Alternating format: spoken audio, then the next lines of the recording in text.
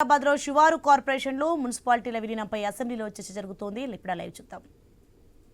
మీరు కార్పొరేషన్ కలిపే ప్రయత్నం చేసే ముందు మరి సైంటిఫికల్ గా మీరు ఒకవేళ స్టడీ చేసి ఉంటే ఆ రిపోర్ట్స్ ఎందుకు మీరు పబ్లిక్ డొమైన్ లో పెట్టడం లేదు అడుగుతా ఉన్నాను అధ్యక్ష మీ ద్వారా. థ్యాంక్ యూ అధ్యక్ష. గౌరవ సభ్యులు అక్బరుద్దీన్ గారు మాట్లాడుతూ బిల్డింగ్ రెగ్యులరైజేషన్ స్కీమ్కి సంబంధించి దీంట్లో ప్రభుత్వానికి కూడా రాబడి వస్తుంది, రెవెన్యూ వస్తుంది, అది పెండింగ్లో ఉంది. లీగల్ సంబంధించిన అంశం విషయంలో కొన్ని అడ్డొస్తూ ఉన్నాయి. ఆ లీగల్ డిపార్ట్మెంట్ నుంచి సంబంధించి వెంటనే దాన్ని పరిష్కారం చేయమని కోరుతా ఉన్నారు. We will act fast on it. We will try to see that it goes as per this building regularisation scheme. Sir అధ్యక్ష, ఇంకోటి కూడా బిల్డింగ్స్ ఇంకా రెగ్యులరైజేషన్ కాకుండా ప్రాపర్టీ ట్యాక్స్ కట్టకుండా చాలామంది కూడా బిల్డింగ్స్ కట్టుకొని ఉంటున్నారని చెప్పారు. We took that cognizance of that issue. ఇప్పుడు మా గాంధీ గారు ఉన్నారు ఇక్కడే, వారి నియోజకవర్గం నుంచే మొదలుపెట్టాం అధ్యక్ష. ఎక్కడైతే బిల్డింగ్స్ కట్టుకొని రెగ్యులరైజేషన్ కాకుండా అదేవిధంగా ట్యాక్స్ కూడా కట్టకుండా మరి మనకు సంబంధించి ప్రభుత్వ పరంగా ఎలక్ట్రిసిటీ, వాటర్ అంతా కూడా వాడుతూ ఉన్నారు. దానికి కరెక్ట్గా దాన్ని ఎవాల్యుయేషన్ చేసి ఆ రెగ్యులరైజేషన్ కాకుండా ఈరోజు బిల్డింగ్ కట్టుకున్నారు కనుక కట్టుకున్న పరిమితుల మేరకు వారికి పూర్తి స్థాయిలో రెగ్యులరైజ్ చేసి ఇచ్చే కార్యక్రమం జరుగుతూ ఉంది అధ్యక్ష. మూడవ అంశం అధ్యక్ష, చంద్రాయనగుట్ట నియోజకవర్గానికి సంబంధించి flyover, Toli Chowki flyover or road widening, whatever you have mentioned, we will tell our officers immediately to have a review about it and know the status, and will like to brief you up, and immediately, as our honorable chief minister has already promised on this floor of the house, we would be taking it up very fast. Malreddy Rangareddy గారు అదే విధంగా ఇంకోటి చెప్పారు, అంటే మల్రెడ్డి రంగారెడ్డి గారు చెప్పారు, అక్బరుద్దీన్ గారు చెప్పారు, స్టాఫ్ సంబంధించి. ఈరోజు ఒకసారి మనం చూస్తే how serious is this government అధ్యక్ష. మేము ఇద్దరు సీనియర్ అధికారులని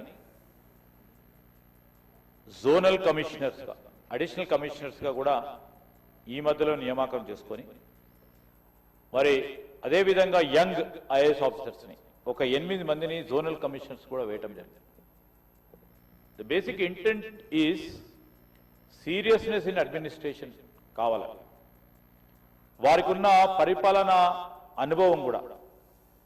ఇప్పుడు మేము చేపట్టే ఈ 300 వార్డ్స్కు సంబంధించి ప్రభుత్వ లక్ష్యం ఏదైతే ఉందో దాన్ని ముందుకు తీసుకెళ్లే కార్యాచరణలో ఇంతమంది ఐఏఎస్ ఆఫీసర్లను వేసుకొని ముందుకెళ్తా ఉన్నాం అధ్యక్ష.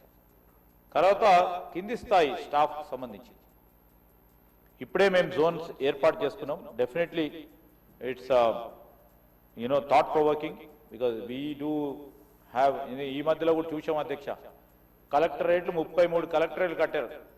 మీకు కూడా తెలుసు అధ్యక్ష, కలెక్టరేట్లో స్టాఫ్ లేకుండా ఉండే, కలెక్టరేట్లో కనీస స్టాఫ్ లేకుండా ఉంటే మా ప్రభుత్వం ఏర్పడ్డ తర్వాత పెద్ద ఎత్తున మేము రిక్రూట్మెంట్ పాలసీని చేపట్టి పబ్లిక్ సర్వీస్ కమిషన్ ద్వారా చేపట్టి ఈరోజు రిక్రూట్మెంట్ జరిపితే అక్కడ ఉన్న పెద్ద క్యాపిటల్ ఎక్స్పెండిచర్ చేసి కలెక్టరేట్స్కి ఈరోజు స్టాఫ్ ఇప్పించే కార్యక్రమం చేశాం.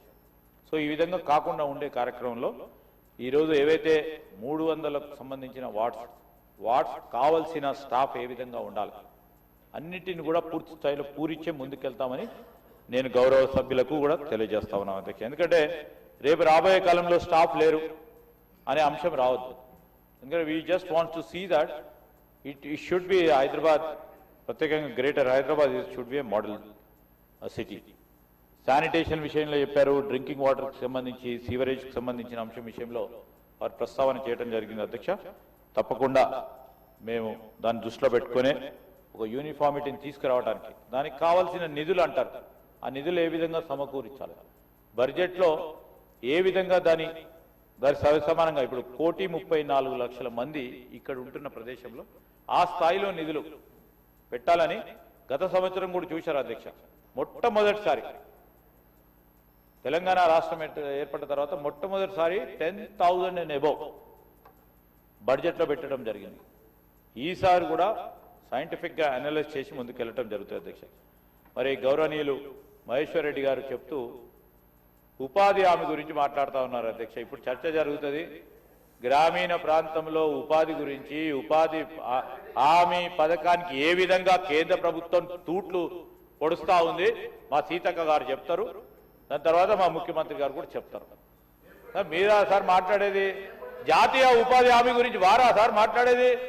కాంగ్రెస్ పార్టీ ప్రభుత్వం ఆ రోజు గ్రామీణ ప్రాంతంలో ఉంటున్న వారికి ఉపాధి కల్పించాలని ఒక పెద్ద ఎత్తున చరిత్రలో మొత్తం ప్రపంచ స్థాయిలోనే లేని విధంగా ఒక పథకాన్ని, చట్టబద్ధంగా పథకాన్ని తీసుకొస్తే మహాత్మా గాంధీ లాంటి మనం ఎవరి కిందనైతే మనం ఈరోజు శాసనసభ ప్రాంగణం ఉందో అక్కడ ఆయన పేరు తీసేసిన అధ్యక్ష.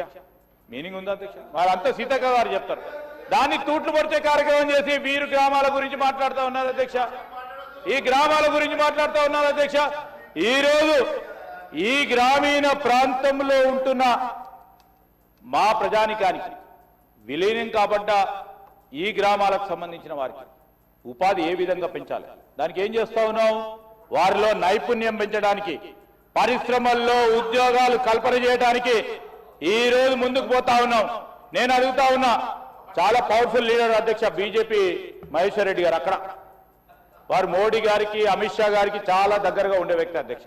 నేను వారిని కోరుతా ఉన్నా అధ్యక్ష, ఏ విధంగానైతే కన్విక్షన్ తో మహాత్మా గాంధీ జాతీయ ఉపాధి పథకం తీసుకొచ్చామో అర్బన్ ప్రాంతానికి కూడా ఉపాధి హామీ పథకం తెమ్మనంటారు అధ్యక్ష. మేము చేసే కార్యక్రమం మేము కూడా తోడ్పాటు చేయడం జరుగుతుంది అధ్యక్ష. ఈ రోజు మేము కూడా ఎందుకంటే వారు చెప్తే అక్కడ వినే కూడా అవకాశం ఉంటుంది అధ్యక్ష. దయచేసి వారిని కూడా దీని గురించి కూడా ప్రస్తావన చేయండి. ఉపాధి ఎవరికైతే పోతుందో వారికి ఏ విధమైన ప్రత్యామ్నాయ ఉపాధి కల్పించాలనో దానికి ఆలోచన చేసి ముందుకెళ్తామని మీ ద్వారా గౌరవ సభ్యులకు తెలియజేస్తూ ఈ 3 బిల్లులను కూడా ట్యాక్సెస్ ఏం పెంచలేదు.